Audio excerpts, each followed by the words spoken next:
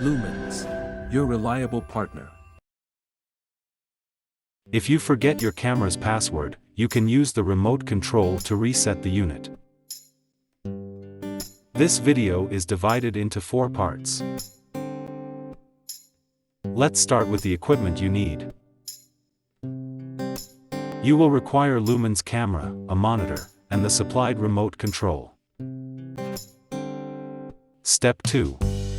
Check the IR and camera select. Check the IR select position, 1, 2, or 3, on the rear of the camera. Now select that same number on the remote control as shown. Let's activate the reset by using the remote control.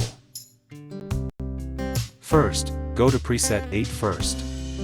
Now press plus 8, 8, 6, enter. The camera will now reset itself. Watch the process in action. The camera is in its preset 8 position. Press plus